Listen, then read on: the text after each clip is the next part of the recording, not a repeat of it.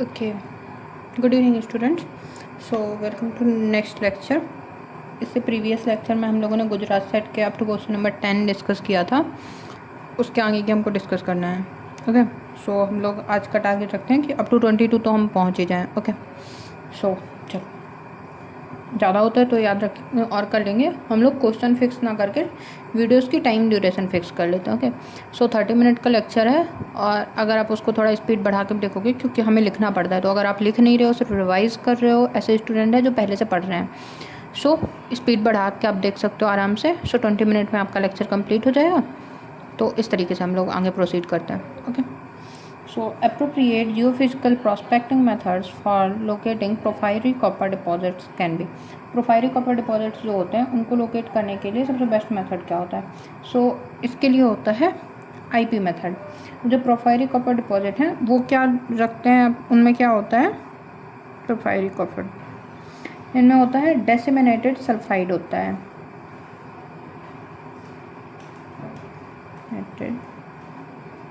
Sulphides. और जो IP method है, इंड्यूस्ड पोलराइजेशन मेथड है, ये आइडियल होता है क्योंकि जो सल्फाइड है वो प्रोड्यूस करता है चार्जेबिलिटी एनोमली। ओके, सो आईपी यानी कि इंड्यूस्ड पोलराइजेशन या फिर इंड्यूस्ड या पोटेंशियल भी रहता है कहीं कहीं, तो आईपी मेथड इसके लिए बेस्ट होता है। अब जो मैग्नेटिक मेथड है वो हेल्प कर सकता है इनडायरेक्टली, क्योंकि मेटल है इस पर डायरेक्टली नहीं होता है। और ग्रेविटी मेथड है वो लेस इफेक्टिव होता है। आईपी मेथड एक्सीलेंट होता है फॉर द डेसिमिनेटेड सल्फाइड, मेथड। क्यों? क्योंकि आईपी जो मेथड है वो क्या करता है, मेज़र करता है डिलेड इलेक्ट्रिकल रिस्पॉन्स को। क्या मेज़र करता है? मेज़र डिलेड इलेक्ट्रिकल रिस्पॉन्स, जो यूज होता है सल्फाइड ओर बॉडी के लिए और डिसेमिनेटेड मिनरलाइजेशन के लिए। पोर्फायरी कॉपर डिपॉजिट्स हैं वो क्या है? लार्ज लो ग्रेड डिपॉजिट होते हैं, लार्ज लो ग्रेड डिपॉजिट्स। और एसोसिएटेड किससे होते हैं? एल्कलाइन मैग्नेटिज्म जो होता है उससे एसोसिएटेड होते हैं, associated with Calc alkaline magnetism. Okay, next question है, well sorted sandstone with about 3/4 quartz percentage and rock fragments in excess of feldspar is classified as। so rock fragment क्या है? excess है compared to feldspar। ओके, और जो quartz है वो क्या है? 3/4 है, तो इसका नाम क्या होगा? इसका नाम होगा आपका लिथिक एरेगनाइट, क्योंकि जब क्वार्ज ग्रेटर देन 75% हो और रॉक फ्रेगमेंट्स एक्सीड करते हैं हमारे फेल्डस्पार को, तो उसको क्या बोलते हैं हम? लिथिक एरेनाइट। जो ग्रेवैक है, ग्रेवैक क्या है? पुअरली सॉर्टेड मडी सैंडस्टोन है। ग्रेवैक पुअरली सॉर्टेड मडी सैंडस्टोन को हम SST लिख देते हैं, आप उसकी जगह सैंडस्टोन लिख लीजिएगा। ओके, लिथिक वैकी क्या है? रॉक फ्रेगमेंट्स है with muddy matrix, rock fragments with muddy matrix. Lithic arenite क्या है? तो हम देख लिया कि क्लीन सैंडस्टोन होता है जो कि रिच इन लिथिक फ्रेगमेंट्स हो। और फेल्डस्पैथिक एरेनाइट क्या होगा? जिसमें फेल्डस्पार अबेंडेंस में हो। सो फेल्डस्पार अबेंडेंस, ये क्लासिफिकेशन ऑफ सेडिमेंट्री रॉक्स या सैंडस्टोन से है। सॉरी, ये लेक्चर हम लोग कवर करेंगे बहुत डिटेल में। जो हमारा स्टडी वाली सीरीज चल रही है ना, उस पर हम लोग इसको कवर करेंगे। अभी स्टडी वाली सीरीज थोड़ा पॉज है क्योंकि क्वेश्चन डिस्कस कर रहे हैं और हम थोड़ा बिजी हैं, तो इस वजह से। बाकी आपकी वो बहुत ही जल्दी उसके भी लेक्चर डेली आने लगेंगे। सो सैंडस्टोन का क्लासिफिकेशन किसके बेस पे होता है? Quartz, feldspar, lithic arenite and matrix. Arenite क्या होता है? जिस पे मैट्रिक्स और खाली एरेनाइट है। सो मैट्रिक्स परसेंटेज कितना होगा? Less than 15%। और वैके क्या होता है जब मैट्रिक्स परसेंट ग्रेटर देन 50%। सो वैके में मैट्रिक्स परसेंट ग्रेटर देन 45% हो। सो आर्कोस क्या है, फेल्सपार रिच सैंडस्टोन है। क्वार्जेरेनाइट क्या होता है, मैच्योर सैंडस्टोन होता है। और लिथिक रॉक फ्रेगमेंट रिच होता है। चाहो तो इसे भी लिख सकते हो।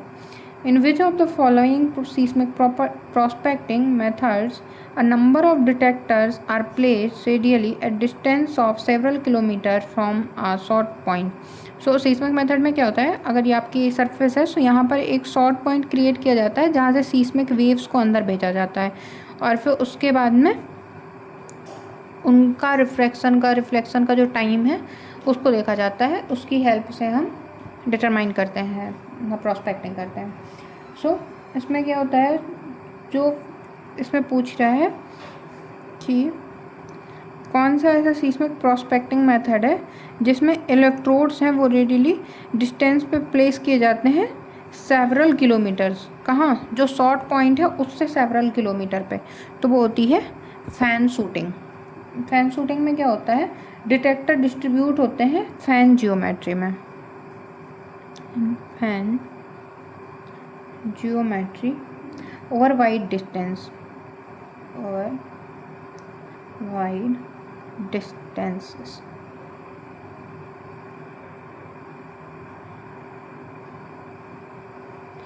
ओके। और जो सीस्मिक प्रॉस्पेक्टिंग है उसमें क्या होता है, जो इलास्टिक वेव्स हैं उनका प्रोपोगेशन देखते हैं और उनके जो मेथड हैं तो क्या क्या हैं, यहाँ पर लिख लेते हैं। सीस्मिक मेथड क्या क्या है, या सीस्मिक जो प्रॉस्पेक्टिंग है उसके मेथड क्या क्या हैं, देख सकते हो।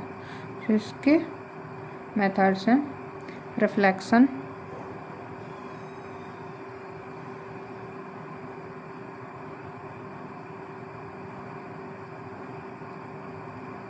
Refraction, fan shooting and profile shooting. Okay. अब जो रिफ्रैक्शन मेथड है वो क्या होता है, पेट्रोलियम एक्सप्लोरेशन में काम आता है सबसे ज़्यादा रिफ्लेक्शन, पेट्रोलियम एक्सप्लोरेशन। और जो फैन शूटिंग है उसमें क्या होता है, बहुत वाइड एक्सटेंट तक मिलता है, सो ये रीजनल जियोमेट्री को हमारी शो करता है। ओके, आई होप आपको ये क्वेश्चन क्लियर होंगे। Next question, the magnetic needle turning into a vertical axis point towards the magnetic north and make a small angle with the geographic meridian. The angle is called. So जो magnetic north है और जो geographical meridian है उनके बीच में जो angle है वो क्या होता है, जो वर्टिकल एक्सिस पॉइंट करती है मैग्नेटिक नॉर्थ में और स्मॉल एंगल में करती है जो जियोग्राफिक नॉर्थ है उनके बीच में, तो उसको क्या बोलते हैं हम, या सॉरी जियोग्राफिक जो मेरिडियन है इंक्लिनेशन वो तो अलग हो जाएगा, तो उनको हम क्या बोलते हैं, भी है डिक्लिनेशन बोलते हैं। मैग्नेटिक डिक्लिनेशन क्या होता है, जो हमारा जियोग्राफिक नॉर्थ है एंड मैग्नेटिक नॉर्थ है, जियोग्राफिक मेरिडियन फिर मैग्नेटिक नॉर्थ। ओके, इनके बीच का जो एंगल है। अब जो दूसरा होता है इंक्लिनेशन, वो क्या होता है, एंगल मैग्नेटिक फील्ड का, जो मैग्नेटिक फील्ड है मैग्नेटिक नॉर्थ है उसका with the horizontal, so angle between magnetic north and horizontal. Okay, जो हॉरिजॉन्टल कंपोनेंट है वो क्या है, इसका ऑप्शन दिया वो तो हो नहीं सकता और वर्टिकल कंपोनेंट्स भी हो नहीं सकता।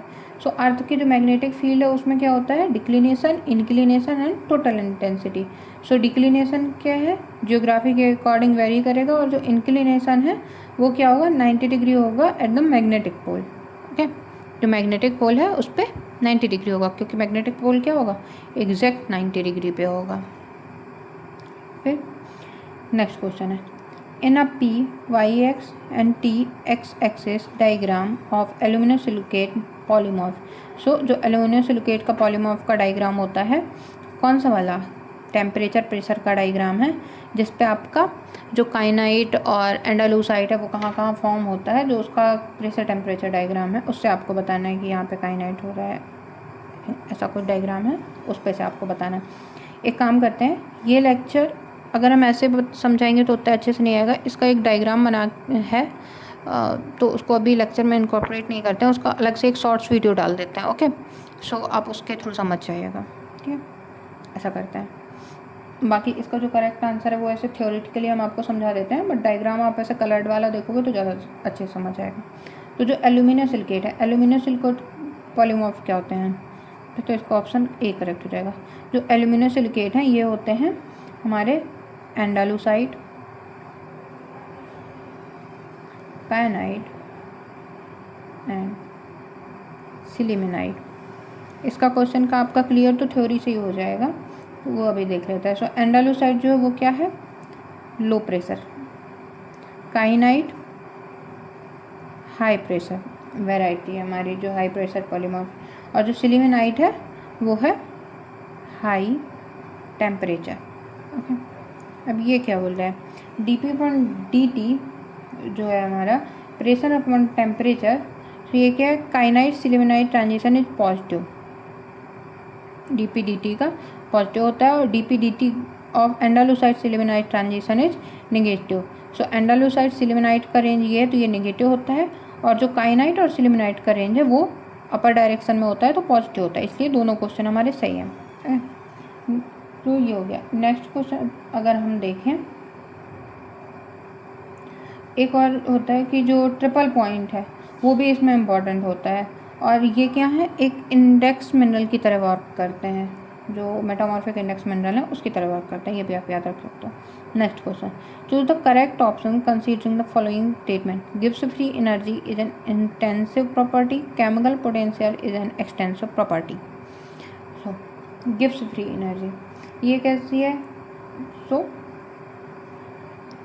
गिव्स फ्री एनर्जी क्या होती है, सबसे पहले तो ये एक्सटेंसिव प्रॉपर्टी होती है, इस पर क्या दिया है इंटेंसिव, और ये होती कैसी है, एक्सटेंसिव प्रॉपर्टी होती है। ओके, क्योंकि ये किस पे डिपेंड करती है, amount of substance, because depends on amount of substance. Okay, और जो केमिकल प्रॉपर्टी है वो कैसी हैं, इंट्रूसिव प्रॉपर्टी होती हैं, क्योंकि ये डिफाइंड होती हैं पर मोल पे। सो इंटेंसिव प्रॉपर्टी ये किसके लिए डिफाइंड होती हैं, पर मोल के लिए।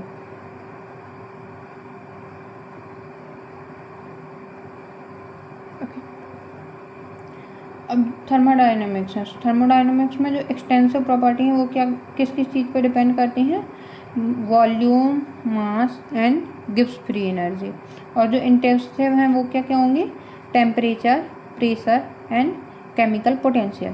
ओके, जो केमिकल पोटेंशियल है उसको कंट्रोल कौन करता है, या केमिकल पोटेंशियल को कंट्रोल किससे होता है, सो ये होता है the diffusion, equilibrium and phase reactions। Okay, so I hope ये क्वेश्चन में आपको क्लियर होगा। Next question, the global sea level was much lower than present about 120 metre during. तो ग्लोबल सी लेवल आज से 120 मीटर लोअर कब गया था, किस कंडीशन में, जब हमारा एलजीएम यानी कि लास्ट ग्लेशियल मैक्सिमम हुआ था, लास्ट ग्लेशियल मैक्सिमम जब था तब क्या था। सो एलजीएम में क्या था, 120 डिग्री गया था। जो लास्ट इंटरग्लेशियल था उसमें क्या हुआ था, जो सी लेवल है ये इंटरग्लेशियर कंडीशन में क्या होता है, हायर होता है, सो हायर चला गया था। और जो LIA है उस पर लिटिल आइस एज है तो उसमें माइनर कूलिंग हुई थी, इतना कुछ नहीं हुआ। तो जो लास्ट ग्लेशियल मैक्सिमा है वो कब हुआ, 21,000 ईयर्स एगो हुआ था, 1000 ईयर्स एगो अप्रॉक्सीमेटली। इसमें क्या हुआ, एक्सटेंसिव जो आई सी थी वो फॉर्म हुई और सी लेवल लो हुआ और क्लाइमेट कूल हुआ। सो इस पर क्या हुआ, effect extensive ice sheet form, low sea level and cooler climate. Okay, cooler climate. जो पोस्ट ग्लेशियल मेल्टिंग है वो क्या करती है, सी लेवल को राइज करती है और कॉन्टिनेंटल स्लोप्स जो हैं वो एक्सपोज किस में होंगे, लास्ट जो एलजीएम है उस पर। क्यों, क्योंकि जब ग्लेशियल मैक्सिमा होगा सो वाटर लेवल क्या होगा, ड्रॉप कर जाएगा। जब ड्रॉप करेगा सो कॉन्टिनेंटल शेल्फ्स का जो एरिया है वो हमें दिखाई देगा। ओके, ग्लेशियर क्या होता है, जब बहुत ज़्यादा सब जगह ठंड पड़ने लगती है, आइस फॉर्मेशन होने लगता है उस टाइम पर। सो जो आपका वाटर है वो क्या होगा, आइस में कन्वर्ट हो जाएगा, इसकी वजह से जो वाटर लेवल नीचे चला जाएगा और इंटरग्लेशियर में जो आइस है वो मेल्ट हो जाएगी, जिसकी वजह से सी लेवल राइज कर जाएगा। ठीक, sorry. Next question, which one of the following according to Folk scheme of classification of carbonate rock is not an allochem. So जो लाइम स्टोन है उसका क्लासिफिकेशन किसने किया था, फोक ने किया था। फोक का जो फोक सर ने किया था, जिनको हम देखते हैं। सो इसमें कौन सा ऐसा है जो कि एलोकेम नहीं है, तो जो पैलेट्स हैं ये एलोकेम होते हैं, जो ओलाइट्स हैं ये भी एलोकेम है। मैक्राइट क्या है, मैक्राइट मैट्रिक्स मटेरियल है, मैट्रिक्स मटेरियल, और बाकी फॉसिल हैं वो भी एलोकेम है। सो फोक ने जो क्लासिफिकेशन दिया उसके दो कंपोनेंट हैं, एक था एलोकेम एंड दूसरा है ऑर्थोकेमिकल मैट्रिक्स, ऑर्थोकेमिकल मैट्रिक्स। एलोकेम में उसमें क्या आते हैं, ओइड्स, पेलोइड्स, इंट्राक्लास्ट, बायोक्लास्ट, और मिक्राइट में क्या आता है, micro crystalline carbonate mud, micro crystalline carbonate mud आती है। सो जो स्पेराइट होता है, स्पेराइट क्या होता है, क्रिस्टलाइन कैल्साइट सीडिमेंट होती है। जैसे ये होता है मिक्राइट, वैसे ही एक और होता है स्पेराइट। वो स्पेराइट क्या होती है, क्रिस्टलाइन कैल्साइट सीमेंट होती है, क्रिस्टलाइन कैल्साइट सीमेंट होती है। ओके, सो ये हो गया आपका।